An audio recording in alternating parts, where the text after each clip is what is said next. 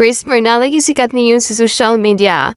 Ito po ay dahilanan dahil sa paglabas ni Chris Bernal kasama ang kanyang asawa ay naka-uniforme ang kanyang yaya. Kaya may mga netizens ang napakomento dito. At narito ang pahayag ni Chris Bernal tungkol dito. Sagutin na nga natin to once and for all para tumigil na kayong lahat. Pinainit yung ulo ko. Bakit naka-uniform mga yaya mo? Dapat pinabihis mo man lang. Alam nyo, bago sila pumasok dito, tinatanong namin sila, gusto mo ba ng uniform o ayaw mo? Karamihan sa halos lahat ng mga naging kasambahay namin, gusto nila may uniform. So, binibigyan namin sila ng uniform. Ngayon, choice nila yan pag lalabas. Tinatanong din namin sila, lalabas tayo, gusto mo bang magpalit, ganyan.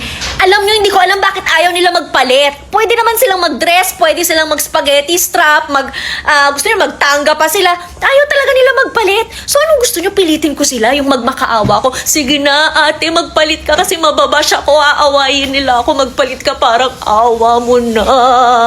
Magpalit ka ng casual kasi alam nga naman, garunin ko pa. Alam mo, pilitin ko yung tao eh. Ayaw nga nila magpalit. Diyos ko. At saka parang kung mambash naman kayo, parang ako lang yung kaisa-isa sa mundo na may mga angels o helpers na naka-uniform. Ang dami-dami din namang mga artista, mga taong naka-uniform din yung kasama. Pero bakit parang galit na galit kayo sa akin? Ano bang ginawa ko? Nasaktan ko ba siya?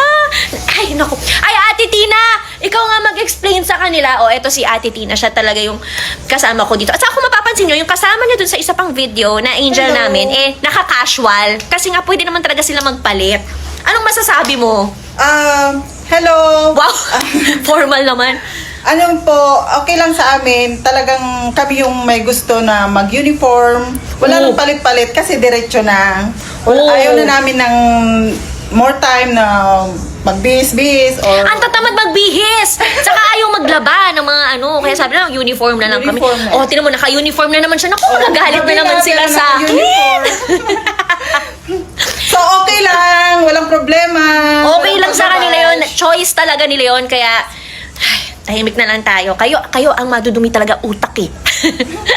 So, thank you. Thank you.